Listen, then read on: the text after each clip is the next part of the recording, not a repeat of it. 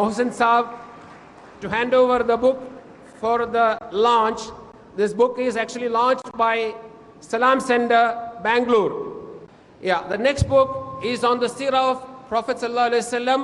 I request the DCP Saab to release the book. This book is actually translated into Marathi by Salam Center. I request our DCP Saab, Suresh Mengade, to kindly launch the book.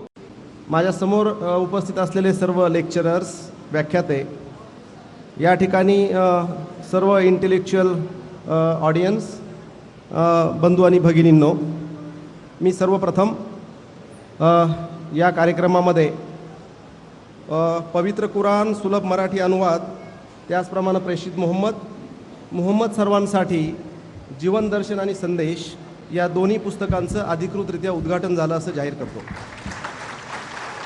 धन्यवाद. तो मुझे खुशी है कि आपने इतने बड़े programme को हमें यहाँ न्योता दिया. मुझे बहुत खुशी है कि आप जो कार्यक्रम कर रहे हैं वो एक्चुअली वो हमारा ही कार्यक्रम है.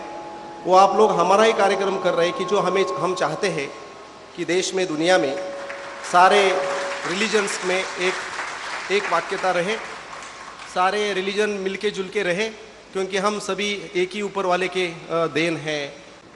पहले कहते थे कि एक ज़माना था, कच्ची थी मस्जिदें, पक्के थे नमाजी. अब तो मस्जिदें पक्की हुई, नमाजी कच्चे हो गए.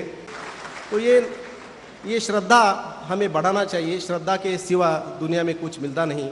हम बड़ी बड़ी मस्जिदें बनाई, बड़ी बड़ी मंदिरें बनाई, उसका यूज़ अगर हमने हमारा कुछ स्वार्थ के लिए किया तो उसका कोई मतलब होता नहीं. वो प्रार्थना वो भगवान के पास पहुंचती नहीं, सिर्फ हमारा कुछ तो स्वार्थ में निकलता है.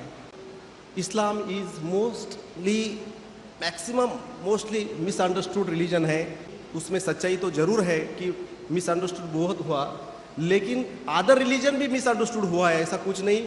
सारे रिलीजन के बारे में हम सब मिसअंडरस्टूड है, तो हमें इसके बारे में थोड़ा ध्यान देना चाहिए.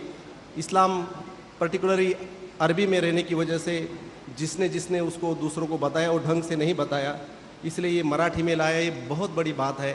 हर लोगों को पता चले कि इस्लाम पूरी दुनिया में शांति का संदेश देता है, उसके सिवा दूसरा कुछ नहीं बताता. तो सबसे